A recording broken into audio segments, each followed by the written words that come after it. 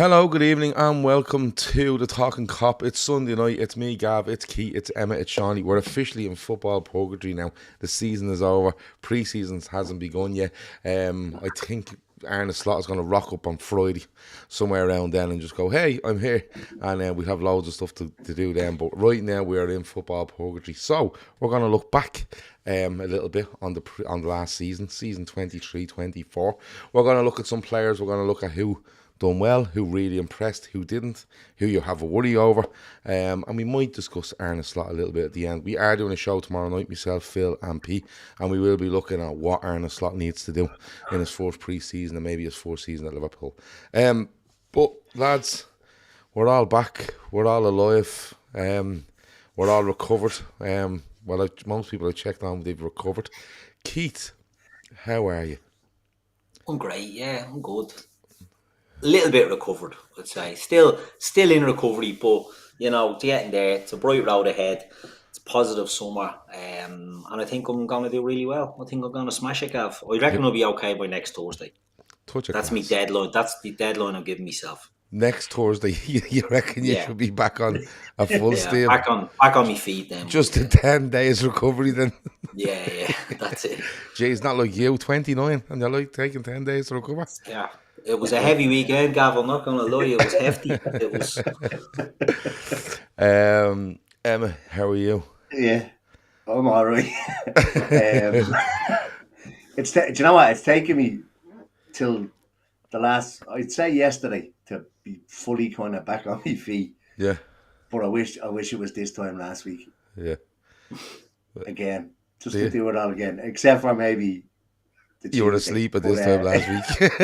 No, it was a grand now, Kip. Good point. He was balls deep into a sleep at this stage, wasn't he? In fairness to him. There was no point in me being at a karaoke having a note in my head. So look, I said, and look, a fair play to Gabby. Woke me up. Absolutely knocking the bollocks out of Big Iron by Marty Robbins, by the way. Oh, the fella from Texas. Yeah. I'm saying he sounds greasy. Like, there's some bleeding accent on him for the Scouser. I walked into the bleeding Jackson. It was like being in the Jackson Yellowstone. There's about 4 or 5 lads in there. They were from Texas. They were good crack. I brought you home your dinner. Yeah, you brought me home a kebab and I absolutely hoovered her up, and just that one bit. Yeah, so right, come on, you've gone there, so I'll tell them. So on the way home, I said I'll get Emmet something to eat. So I came in the door. It was only about 1:30 in the morning. It wasn't late. And I said, Emmet, do you want a kebab? And you went, at this time? I went, it's 1:30 in the morning. And he goes, oh. So, of course, I fucking went in, used the toilet, come back out. The kebab was gone. Right? It was fucking gone. And he goes, oh, I'm going mad. And I was like, what? Why? And he goes, oh, one of the bit of kebab me fell on the ground, he said. And it's in the bag there. And I'm lying here thinking to myself, I'd say that was a lovely bit of kebab meat. And then 2 minutes later, he was fucking conked. And me and Keith were in the other 2 beds. And me and Keith were like, it's fucking roasting in this room, right? And we looked over. Emma had runners, socks, jeans, everything on him lying in the bed. Me and Keith were there going, oh my God, I'm going to die if this is the fucking heat in this room. Emma had all his gear on him. All his gear. So, yeah, that was good. Shawnee, how are you? Good, yeah. I was out with the family last night and was talking about it again, and I nearly hung over this morning just from the main mention early on last week. But yeah, we were going over some of the pair that one-liners. One that came to my mind there today that I completely forgot about was on the Monday when we put up Paddy and Alan, are you having a drink today? And you know what Alan's like. Alan just looked at him with his glass on and went, okay. Much, did it? Yeah, Alan starts off fresh and everything, and then about 4 hours in, he just gets to this state where the shades go on, and he just stay on for the whole fucking weekend. Yeah, he was walking around Liverpool like bleeding Roy Orbison from Saturday night on. He was, and he did give me a story. He told me about something he heard on the radio, and honest to God, I nearly got sick laughing, but I might tell you about it later. But anyway, Liverpool 23-24. It's not going to be a full season review, looking at games, not all that. I really want to look at players, and the reason I want to do is because we have got a new manager that's about to come into place on June the 1st. Jurgen Klopp departed last Sunday. He's having a lovely time. He's off somewhere. It looked really sunny wherever he was, and he's picking up his paddle game. He's on Instagram. He's good value on there as well.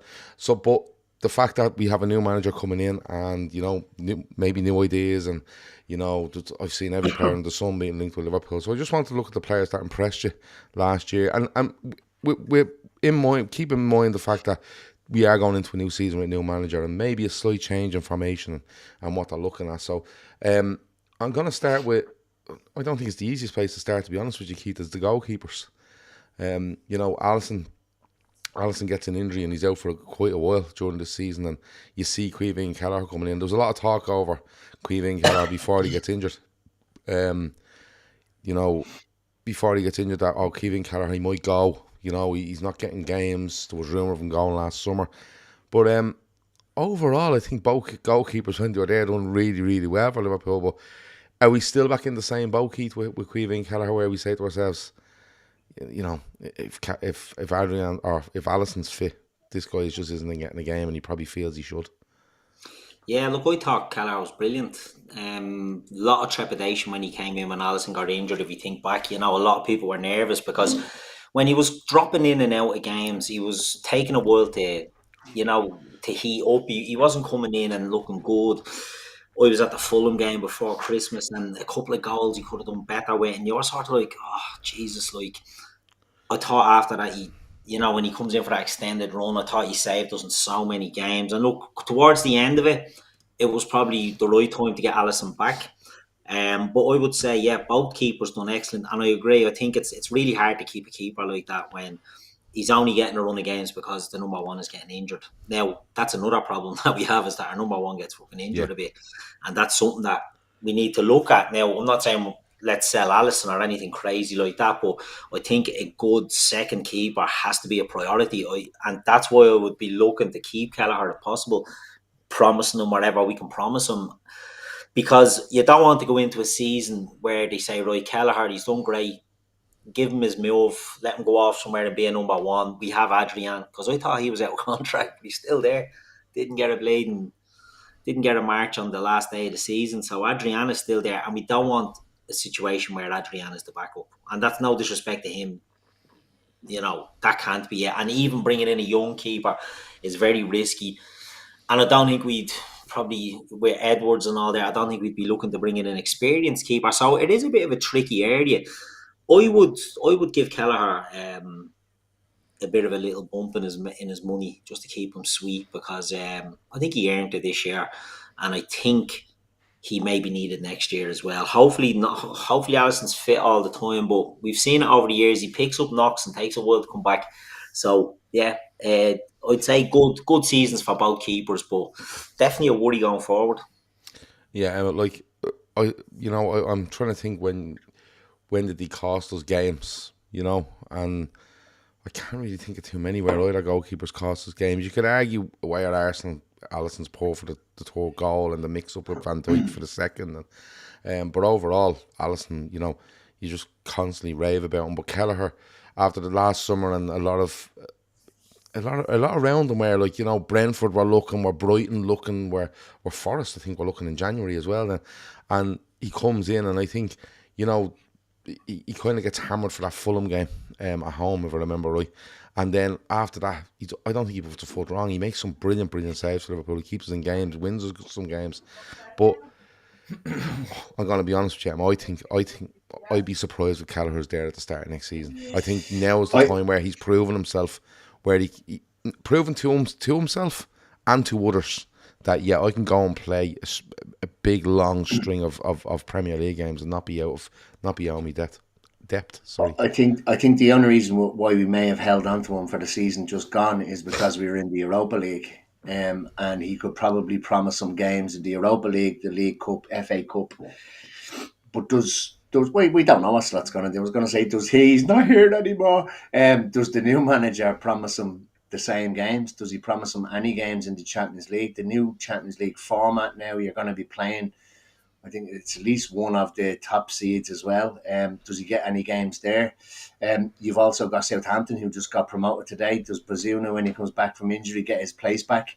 Yeah, and what does that do to Kelleher's chances of being Ireland's number one? I agree with Keith. He's not easily replaced. We've got two keepers that will not be easily replaced. But I think this is probably going to be the last that we've seen of Kelleher playing for Liverpool. I don't think, like, he's on 10 grand a week. Even if you doubled it, I don't think it's enough. I think he's the type of lad that'll probably put career, or he has career aspirations ahead of money. But I think that's it. I think we probably get about 20-25 million for him in the summer. And then like Keith said, you don't want Adrian to be our backup goalkeeper. So who actually comes in to replace him? There's not many out there. Like, you don't want to, like, I don't know. Look what Arsenal tried to do. You don't want to bring in somebody that's so good that they're challenging Alisson, or maybe you do, and you end up in an Arsenal situation. But I just, in terms of Kelleher, after that Fulham game, and even at that, I think at the time I was kind of sticking up for him. With the goals, I think it was a deflection off Wilson's toe, wasn't it, and kind of went in at the near post. I thought he's been absolutely excellent. I thought he was really good as well when he played for Ireland. He is a good, solid goalkeeper, great off either foot. Distribution is really good. I know when we watched the League Cup games, Gav, you were just having a little panic attack every time because he was too relaxed. Yeah. But I think he got that out of his game. He got that out of his system as it went on, though. Yeah. Yeah. Look, I think he could play for I could easily play for any top 10 Premier League club, and bar the top clubs, say 6 to 10, and be their number one choice. So I think it might be an idea, and I think Edwards and Hughes will have kind of dollar signs in the eyes and want to cash in on him and Good point. move him on. And I think he'll want to move on as much as they'll want him to move on. Yeah, I think it's more of a case of him wanting to go, him going to the club and going, listen, I'm up against the best goalkeeper on the planet. I am, like, Alisson misses, it was Mark, I think says earlier, Mark said Alisson missed 17 games this season due to injury, right? So Kelleher played 17 times this season, right? But I think, you know, if I'm Liverpool, double, triple his wages, put him on 30 grand a week, whatever it is, right? No, there's no problem there. Liverpool can do that. That won't be an issue. Yeah. But for him, I think he was always getting a little bit of a sip of it, and now I think he's got a real taste of it. And I think for him and his career and earnings, don't get me wrong, they all want to fucking earn money. I think he might want to move away. But Shawnee, Liverpool are in a bit of a peculiar one here, because it's all very well saying get 25 million for him. The boys will see the money signs, and they'll go and reinvest that in a young goalkeeper. But that's fair enough. But you have to remember, Shawnee, this fella Kelleher, he's literally stood beside Alisson for the last 5 years, learning off him. And even if you get 25 million, you buy a goalkeeper for 10 million, he's the next young thing. He hasn't been standing beside Alisson for the last 5 years, learning. Do you know what I mean? And with Alisson's injury record, okay, he gets a bad one this season, but your nerves would be out the bleeding gap, Shawnee, if Alisson goes down and Kelleher isn't there and you're bringing a young flea in. Do you know what got lost in all the thing with Klopp going last week? I was looking at stuff going back from the week, and I said, Jesus, Alisson looks in great nick. He looks like he's had to losing a bit of weight. Alisson looks like he looks fitter than he's ever been since he's been at Liverpool. And Andy Lonergan was on the Under the Cosh podcast, and they asked him about Alisson. He goes, he's the best I've ever seen. He said, but he's the worst trainer I've ever seen. He says he doesn't live or train like a football. And you could see it by him. Alisson cut around a bit funky, like he did cut around. And I think that's probably what lent into him being a bit more injury prone than your regular keeper. But he looks, that little stint out, Alisson looks in great shape. So for me, that's a positive thing. Now, he's Brazilian, so he could come back now in pre-season and be like a bleeding bloom. We've seen him with a couple of them. Especially if he goes in Holly with Casemiro. Yeah. And I think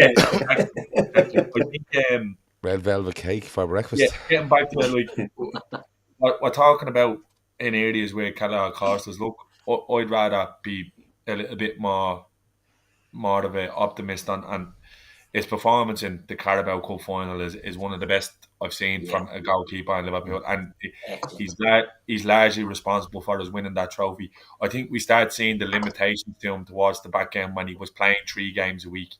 He wasn't getting, And it's the old adage, like, and it's hard for him because he's being compared to the fella, the best fella to ever play goal in Liverpool for me, in my opinion, Alisson Becker. Now people say Clements, and but just I'm going off I my own. agree.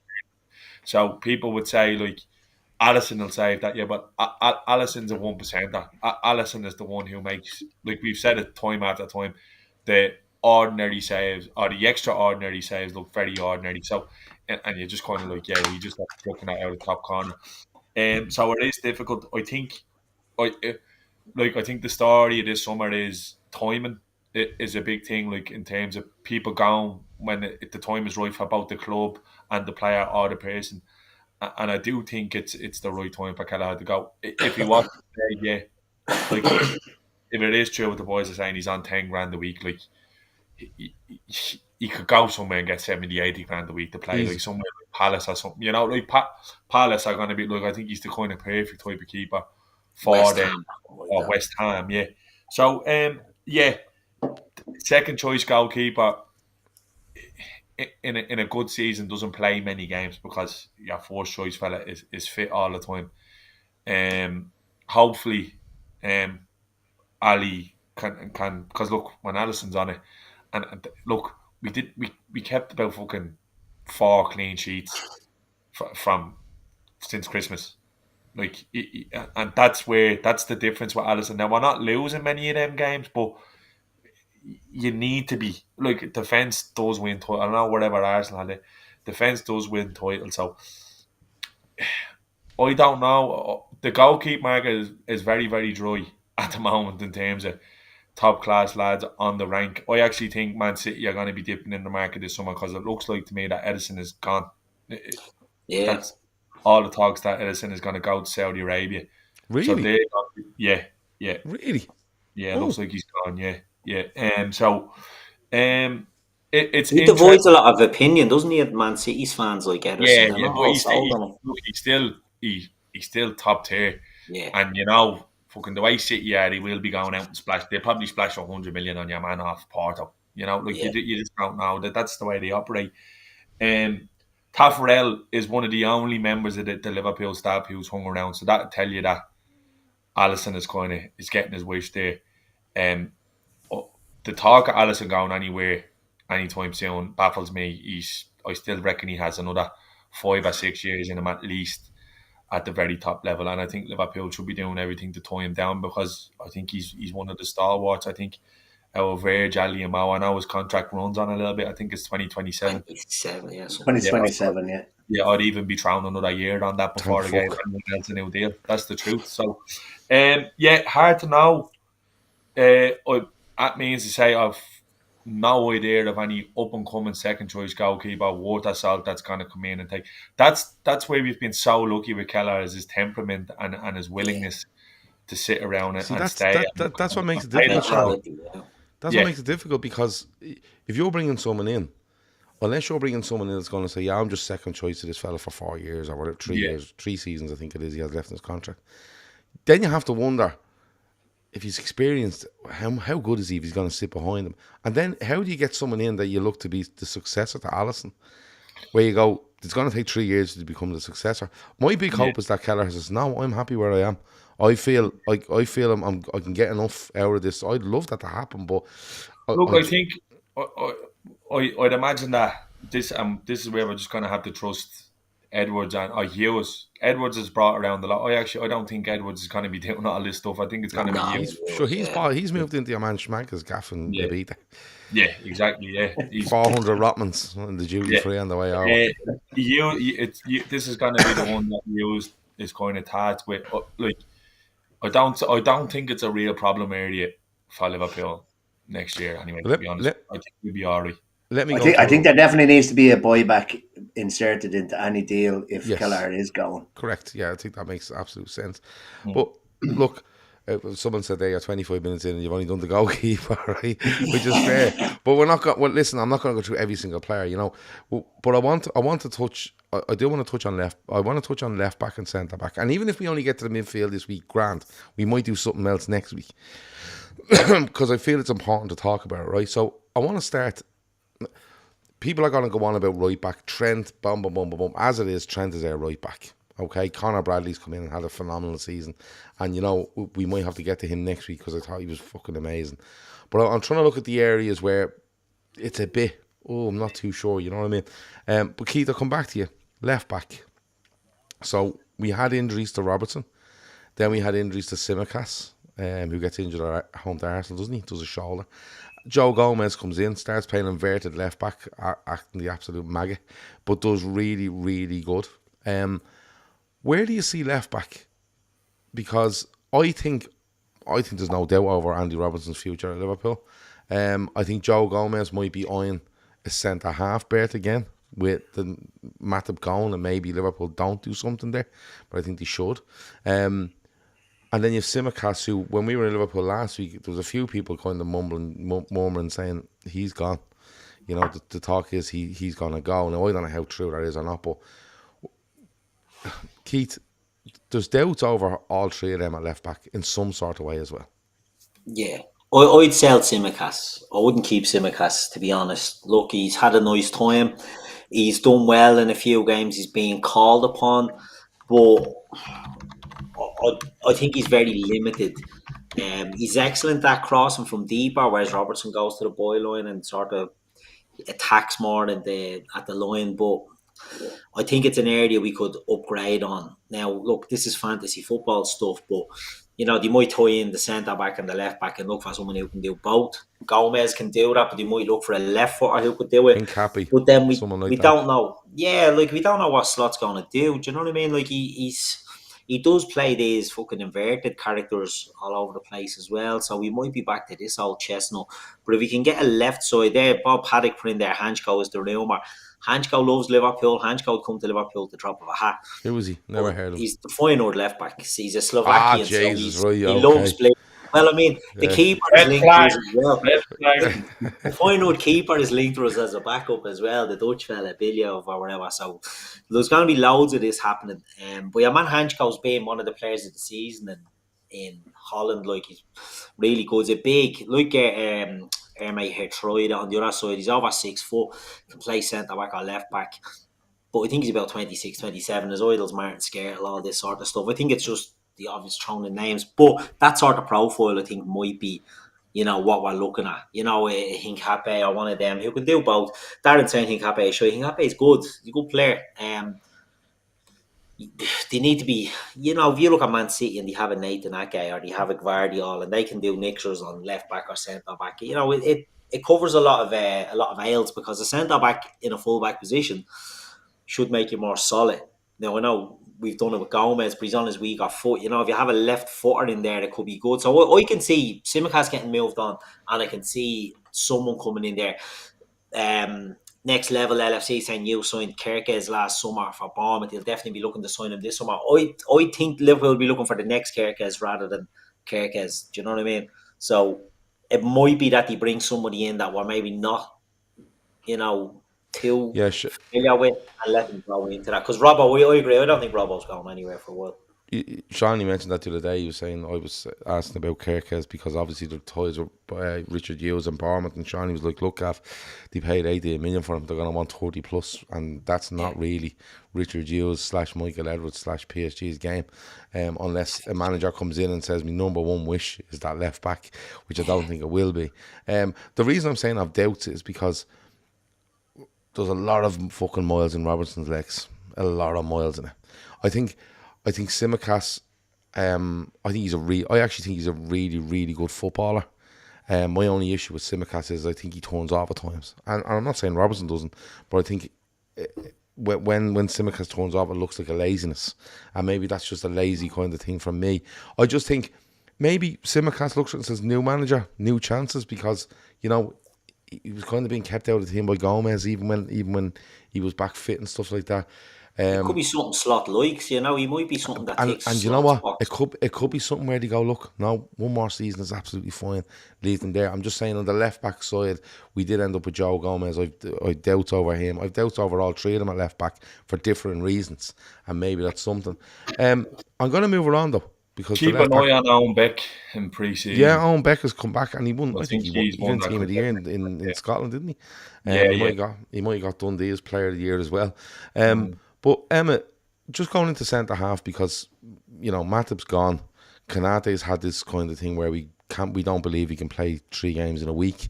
You have Gomez, but he didn't really use him there. Van Dijk is another year older. And Kwanzaa has just, I think he's fucking brilliant, but he's still very, very young. And my only worry over Kwanzaa is he's done quite a lot of football this year. And, when you go into the next season, you kind of go, he's not burnt out, but his head's a bit fucking frazzled that, whatever's going on. But centre back, Matip's gone. Is there anything that stood out for you this year where you go, yeah, he's absolutely fine? Or is there anyone where you've got a real worry over him? I'm worried about Konate and his inability to stay fit. Like, don't get me wrong, he's an absolute monster. Speed merchant as well. I think out of everybody, covers Trent when he's inverting. Now, he may not do that going forward, but I think he covers him the best out of all of them over a longer period of time. I know he had a few rugby games. But I have a feeling that they might move him on because he may not suit what he's going to need fit centre backs, and he's not fit. How many games did he play in the Premier League this season? 22 games, so he missed 16 games of the Premier League season, which is not great, not ideal. In terms of who do I think was good, I think Van Dijk in parts was back to his best, but I think we need to figure out why were we leaking so many goals this season, and silly goals for the defence that looked so assured since Van Dijk came in. We seem to be a little bit all over the place this season in terms of panic and balls bouncing off one fella's knee, off the other fella's arse and into the foot of a forward, and they're just slotting them home. Van Dijk, I think, was the standout. Everybody's saying he's back to his best. He's not going to maintain that. He's only going to get older. So, and I know we spoke maybe last summer about looking for the next Van Dijk, but I think that's what we need to be planning on looking for now, is the next Van Dijk. I think obviously he's still going to be there this season. I think he was interviewed, wasn't he, at the Formula One, and he said that he's looking forward to the next season, new manager. But I do think that that's probably the place where we need to invest. I know we said we've saved a fortune with Kwanzaa, but like you said, he's still relatively inexperienced. Don't forget we had Rhys Williams and Nat Phillips. Got us Champions League football in 2021. That didn't mean that they were. It was needs must, and it was kind of needs must this year as well with Konate and Matip out all of the time. That Kwanzaa played a hell of a lot more than he probably supposed to. But yeah, no, I think it's the one place I think we need to sort out. We sorted the midfield. Have we sorted the forward line? We have an abundance of forwards. We just need to get them to score. But I think the back line, particularly centre half and possibly left back, is where we need to strengthen most. Yeah, somebody says there. Sorry, go on. I thought you were finished. Go on. What were you saying? No, go ahead. All right. Passio says there. Konate started 17 league games this season. And so he started, but he played 22. Played 22, but it started 17. Yeah. So it's 17. I'd go big on a centre back this summer. But you go see, big on the least is what 24. Yeah, but the thing can't is, play 2 games a week. Yeah, but the thing is for me, is it's very similar to the situation when we are looking to buy a big centre half. When we we're looking to buy Konate, do you remember when looking to buy Konate, we went, yeah, but Matip's injury record, and a lot of people went, yeah, but if you bring in a big centre back, Matip's okay if he's playing 17 to 20 games a season. Konate's in danger of falling into that slot where you actually go and you buy yourself a big centre half, and Konate ends up as one of the lads that's 20 games a season. He doesn't even fall into that slot for me, because one of Kanate's Matip's most underrated abilities was the fella could literally be out for 3 months and then you throw him in and he'd be man of the match. Yeah. He'd be quality. Brilliant. He never needed game. Like it wasn't like you were watching him and you're going, he needs a few games to get back in. He just always seemed to have that rhythm. Whereas Konate can be sloppy. Konate, when he's fit, he's one of the most dominant centre backs in Europe. But when he's fit, is the big caveat there because he can't. He's 24 years of age. You never get more durable. Passio says he averages 15 Premier League starts a year over the last 3 seasons. Yeah, and come here. Look, listen, he's coming up on a new contract. He's gonna want big money because he is in that ilk. He simply is. He's gonna go to the Euros. He'll probably start at the Euros ahead of Saliba, who people are regarding the best centre back in the world at the moment. I love Konate. I love his character. I love him as a player. I love his attributes. But he's 24 years of age and he can't do 2 games a week. So it's something I'd definitely be considering. I'm witches. I'd go big on the centre back. I think the fact now Chelsea are at the ending up in the conference there is puts them under a little bit of pressure financially because they're going to be under UEFA microscope now. I would definitely be going back in and looking at Levi Colwill. I think Pochettino made a bollocks of him last year, playing him out of position. I think there's games where I watched him where he's been absolutely excellent. I can't tell you about this fella Euro that we're all being linked to. I don't know nothing about him. I just know he's highly rated. Never heard of him. The lad at Fulham who's going on a free to Newcastle. I'm surprised that we haven't got a name because he is. Yeah, Thor is asking about him. Yeah, I'm surprised because I know United and Newcastle are all over him and he's a free. So it does, and he's English as well, which does seem like a bit of a. But obviously these lads would have crunched the numbers on him and will have looked at him and said, okay, maybe not for us. So yeah, I think Konate, a back four of Konate, Verge, Kwanzaa and Gomez for me is you're looking again at the typical scenario where we've had in Liverpool in years gone by. We're going, yeah, set your watch by Virgil, don't want to burn out Kwanzaa, and then you don't know what you're going to get from it. Now, in fairness, Gomez has been fit this season and he's looked way more comfortable in his body, but I think he's played his worst football this season as centre-back. I think he struggled in games there. I think there was a couple of games where we looked at him and was like, Jesus Christ, he was awful.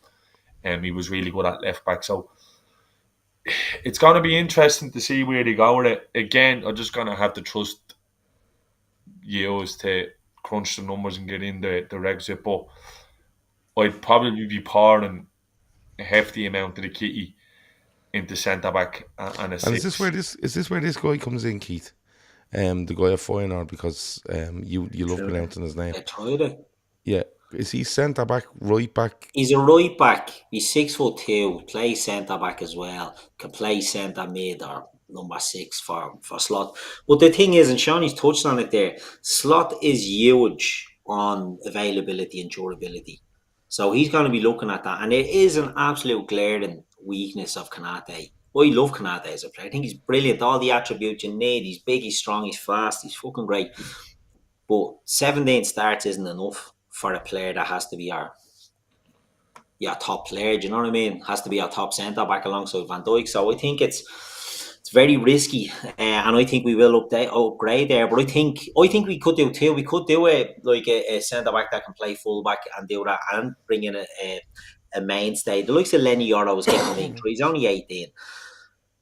PSG and Madrid are all over him as well. Plays for Lille. And he's been like the breakthrough this year. You know, I've seen him compared to the likes of Saliba, but I think everyone gets compared to him now if they come up. He would be a great player, but he's 18. Do you know what I mean? Like, so what do you do? Do you spend big dough to get him in and he doesn't start straight away? Do you know what I mean? Like, so it's a tricky one. Again, like the goalkeeper, I think it's a tricky one. You know who I really like, just as a little left field one? I really like your man Kilman at Wolves. I think he's class. Max Kilman, yeah. Well, there's another name here for you. Ashley says, would you tempt Everton with a nice juicy offer for Brantwaite? Brantwaite's class. Really like him. Do you look how desperate they get and he just go, listen, there's 50 or 60 million Well, I quid. think I think as United desperate will as we trump that. as desperate as we might everything might be, and as much as we're looking for a centre back, I think United are going to be not only more desperate but more stupid, and Yeah, they're going to pay more for him than they pay for Harry Maguire. Well, yeah. there's an early shout now. I reckon that's the Yeah, way I that's can. going. I thought from literally from the start of the season, I said he'd be a United player in a year. Yeah, I think they're going to say limit Unless paying about £90 million for him. the only time, the only reason I didn't think he'd go for United is if Pep threw a bit of a wobbler on one of his centre backs and went on bringing him in. You know, decided that your man Diaz isn't good enough anymore and just fucking went for him. But I think he'd end up he'd be in Manchester, and I would strongly suggest it's going to be Manchester United. But he's a really, really good centre back, really good. Kilman's a good shout as well, but it just shows, though, doesn't it? Like after the season we've had, you know, we're kind of going. We're giving huge credit to Kwanzaa. I think he makes that mistake at United, but that can happen anyone. You know what I mean? It happens.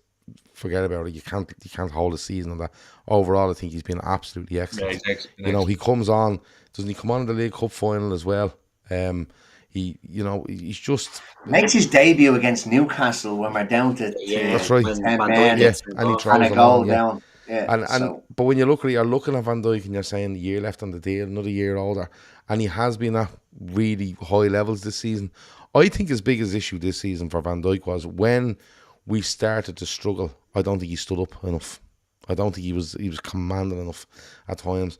And then you look, Matip's gone. You look at Gomez, and he's being shifted right and left. He hasn't been really put in a centre half.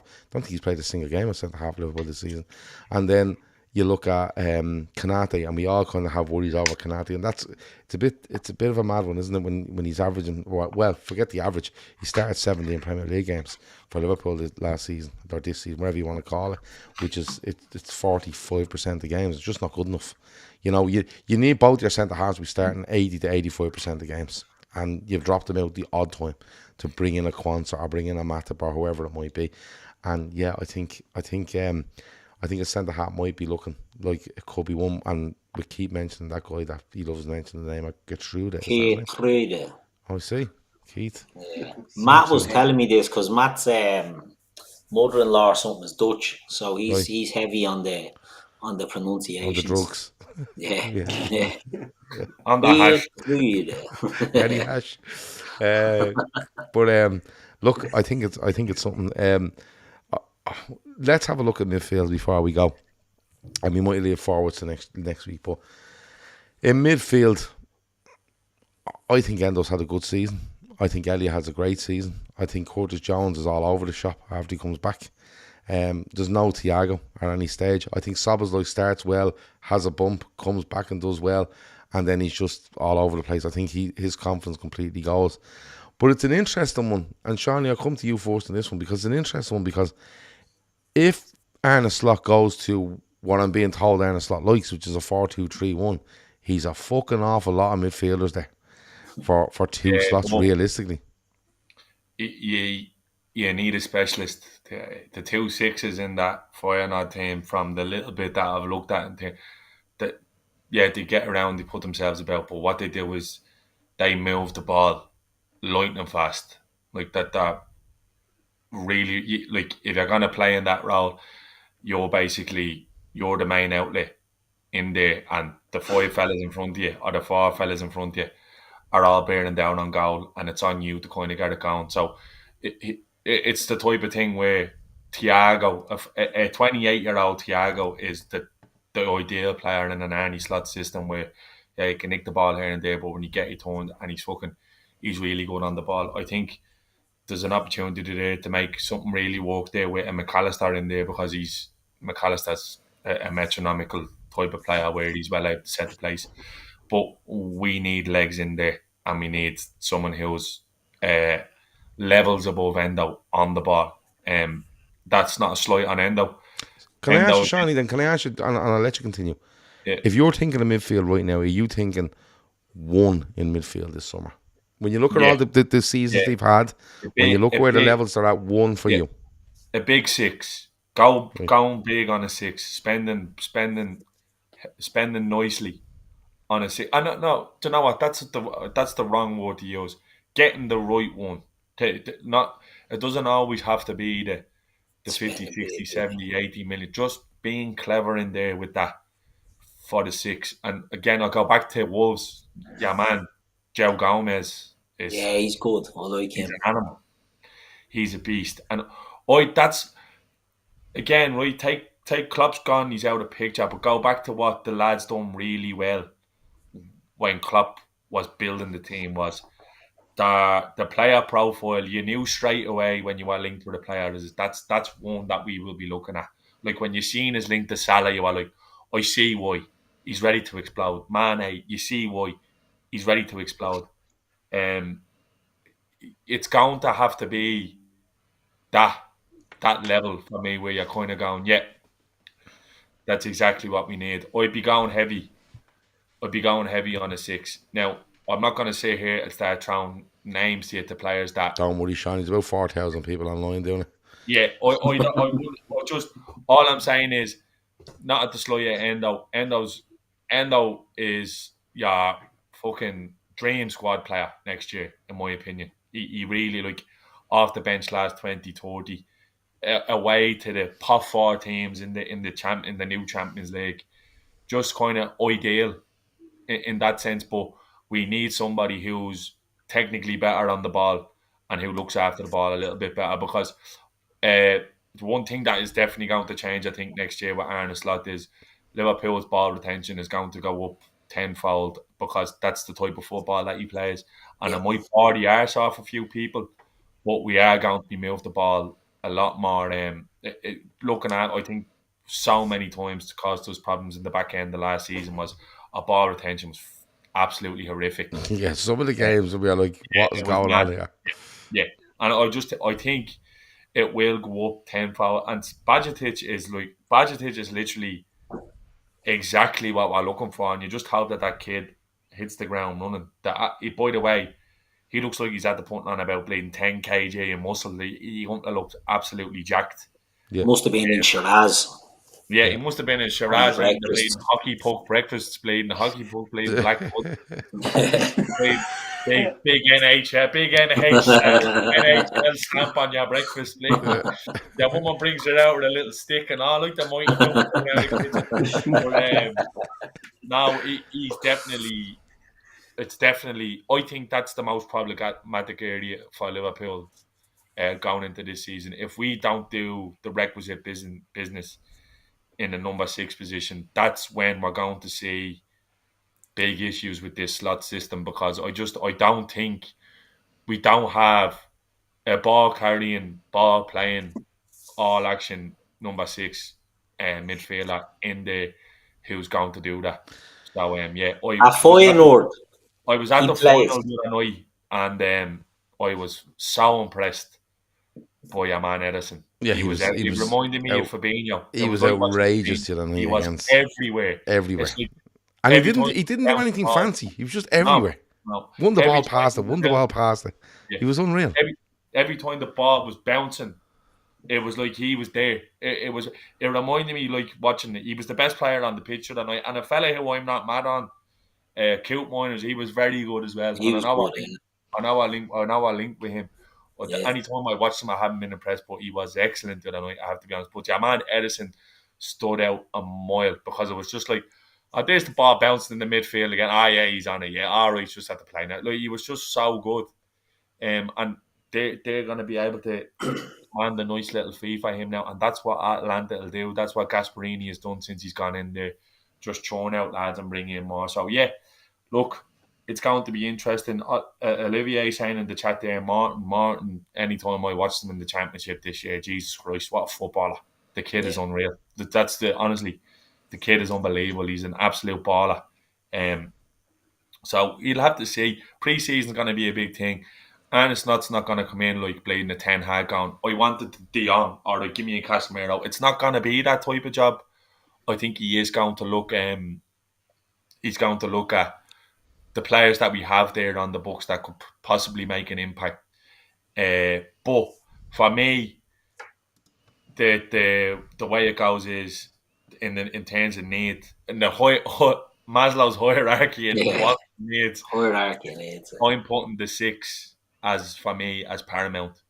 this summer, because I just think it's going to be so pivotal to how we go into next year, because we have got, there's no doubt on the quality of the centre backs that we have, but I would have huge reservations over who's going to do the 6 role for Liverpool, because he plays with two. He plays with Yeah. two sitters. It's So the McAllister can do one of them because he of his can, yeah. But I attributes. I was His gonna ask, interceptions and tackling is that excellent, was but he needs McAllister's someone job for beside him. Argentina at the World Yeah. Cup. but beside I was gonna ask is because like I know, look, all these players have played. I think they've all had decent seasons, right? I think they've had decent seasons. I think, Szoboszlai, I loved him at the beginning. I think he went through that dip, and I was really willing him on towards the end of the season. But you could see he was either lacking a bit of fitness or a bit of confidence, and Klopp was kind of keeping him out of the fire line a bit for whatever reason that was. But when I'm looking at this Arne Slot thing, I'm thinking to myself, I agree with all of you. I think a 6 is huge to get in if you're going to upgrade on Endo, right? Because, like, I think Endo's probably being one of our best 2 midfielders this year, right? But what you want to do, I don't know if he can do it. I think interceptions, chasing, harrying, physically in the air, fine. But if you want a fella to be able to move with the ball and be quick on the ball, Endo's not your man, right? But he might be your man when you're winning with 15 minutes to go and you need to put someone on and go, listen, go out and short that up, a bit like James Milner used to do. He's absolutely your man. But that's not what you do. You start games on your front foot and stuff like that. But it's funny, and Keith, go on, I'll come to you first and then Emma. It's funny, Keith, because I can actually see in a world where if you bring in, I don't know, pick a fucking 6, I don't know, half them, but pick one, right? You could actually see a McAllister or a Jones or a Szoboszlai. There's probably 4 of them that could go in beside this fella and go, I'd be absolutely fine with that. Yeah, but 2 of any mix that we have now isn't going to work. You know what I mean? And No, because you need that standout. You need that standout fella. If we play the 4-2-3-1 that Slot goes for, and again, he might change. Klopp played that at Dortmund and then changed when he went to England. But let's say he plays that. As I said, I think McAllister's perfect in that double role, but he does need someone beside him. So I find already plays Mats Weaver in there and Quinton Timber, and Weaver's the sort of the 6, but he's in the sort of Frankie de Jong mould more so than the sort of Fabinho or Mascherano role, So Ederson, I think, is a cracking player and will be a good shout there. But it just depends on what Slot really wants. Does he want that quicker sort of ball player and creator? Does he want to build up from them areas, or does he want the destroyer? So it's hard to guess. But yeah, if you have a Jones and you have a Szoboszlai and you have Endo and you have McAllister and you can put all of them in there alongside someone, but it needs to be a big, not height wise, you know what I mean, but a big stature of a player who's able to go in. You don't want to bring in a project player in that position. I think I agree with Sean. I think you have to prioritise this as an area of the team that, if you get right, helps your defence. Do you know what I mean? So it's important that we do it. Who can it be? There's a lot of players out there. We're getting linked with everyone, and maybe Slot's coming in with the remit of, you don't worry about players. Don't mention any final players to us. You're getting Tyler Morton and you're going to make a bleeding silk purse out of a sow's ear. And that's not to dig out Tyler Morton. It just means, you have young players there that we feel can do it. You coach them. And that could be the way they go about it. You know what I mean? So now Morton's not a 6, he's an 8. But that could be the sort of remit that he's getting. But only time will tell. It's exciting. It's interesting. We don't know what way it's going to go. But I think we need to get someone in there that can dictate the play alongside McAllister. I don't think Trent is the right player for that either, by the way, if anyone throws Trent into the mix. Yeah, that's a discussion for another day, because we hear it all bleeding night. But Emma, Tarek says there, Slot is going to play multiple systems. It depends on the opponent. And you know what? I go back to something, I think it was Shawnee, one of you said, I think it was Shawnee, about ball retention. And Slot will want a lot of ball retention, and he likes to play a high tempo, but he likes to look after the ball. We're going on about a 6, and that's absolutely fine. If people feel we need that, and we probably do, if he's starting out with this whatever, and he wants someone in there that's dominant and has legs and can carry the ball and stuff like that. But I think we need to be careful here, Emma, as well, don't we? Even when you look at like Gravenberch, people are going, where does he fit? And where will Szoboszlai be right wing now? We have to be careful not to start fucking, deciding these 3 players are the best players for us and the rest are kind of, surplus to requirements. Because the thing for Liverpool, for me, this in the season gone was the lack of variety in what we are trying to do. And if you tell me we hold on to the ball a little bit better and there's a bit more variety, and you will need all these players to do that, I'm absolutely fine with it. But where are you on the 6? Are you with the rest of the lads? It's a priority. Yeah.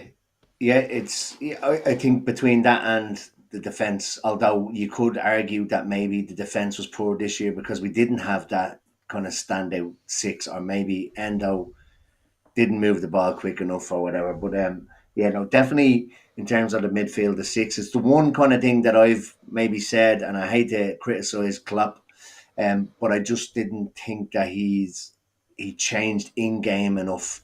And from what I've heard with Slot is that the formation that he likes to play, it's fairly fluid, and it does change, and there's players that can play several different roles. But definitely on the 6, I think, like Shawnee said, not necessarily go big, but just get the right person in. Does he come in and have a look at Bajcetic and think, well, let's have a look to see if this lad can do it, and do we maybe move the money we were going to spend there somewhere else? Does he have a look at Martin? I know he's not a 6, he's an 8, but I think he's going to come in, and he's not, like you said, he's not going to come in and clean house. He's going to come in and see what do we have, and can this person play here? Can that person play there? I think players are going to have to be able to play like multiple positions, and I think we're in a good kind of state when it comes to things like that. Like the likes of Jones, like the likes of McAllister can play in the 6, can play further forward. Szoboszlai, I don't know what happened to Szoboszlai this year. He came in like a bull in a china shop, looked like he could run forever, and then he came back and he looked like he had no legs whatsoever. So I don't know whether it's a case of trying to get used to the system, or he came in and just thought he could run all day and couldn't. But yeah, I think the midfield are okay, bar one being a specialist number 6. Do we bring in, like Keith likes to pronounce that guy's name, whatever, who can play right back, centre half, and also play in the 6 as well, and then cover multiple positions? It's going to be interesting to see what he does. Like if it is a 4-2-3-1, who's the 3? Where does Salah play? Does Salah play through the middle? Yeah, you see Hasn't beaten a fullback in a while, hasn't he? But You know what I mean? that's the thing. Like that's the thing, right? You know, we're talking about 4-2-3-1, like, and who does this and who does that. Like, I think off the back of the season gone, I wouldn't be writing any of them off. I wouldn't be saying, nah, he's not good enough, he's gone. I just wouldn't. You know what I mean? But I've seen people say, "Oh, they don't have the players to play the system he wants to play," and it's like, well, hang on, they've not been asked to play it. How do we know? Yeah. This is completely hypothetical. This is where, as a fan, you're going to need to have a little bit of patience next year, because it's not going to. He's not going to go in. No manager who's taken up a job this year, like even if someone was to walk into Real Madrid next year, they might have a problematic area where a member of personnel there doesn't fit their system. Slot is going to walk in and see what he has first. Where he's not going to come in there going, I need an all action lead number 6 and I want it now.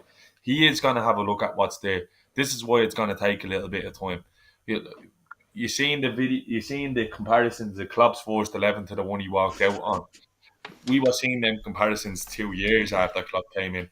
It's going to take time, and this is where you're just going to have to be a little bit patient, and it's going to be frustrating, and we will struggle through games here, there, and in between, because he doesn't have exactly what he needs, and this is the whole point. Like, I hate the term because it winds people up, but this is where the process just comes into it. And we're just going to have to see how it goes. There's no point throwing the baby out of the bathwater every time we don't get a result.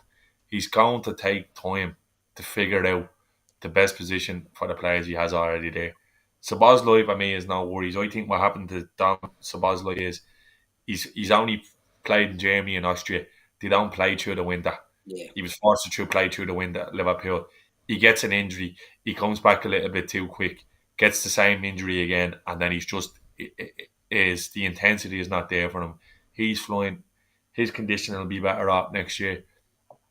I think with that system, we have more players He who needs can to play. go. He needs to go to the ice skating in Blanche. It starts in November. Yeah, well, look, he Get all won't be deployed customised as an stuff. 8. He won't be deployed as an all-action number at 8 next year, which he was last year, which way more involved in it. Like, you know what I mean? He was more of a luxury player at Leipzig, where he was a number 10 or a wide right player. Where, yeah, we'll just get the ball to you. We don't need you winning the ball at right back, which he was doing for us.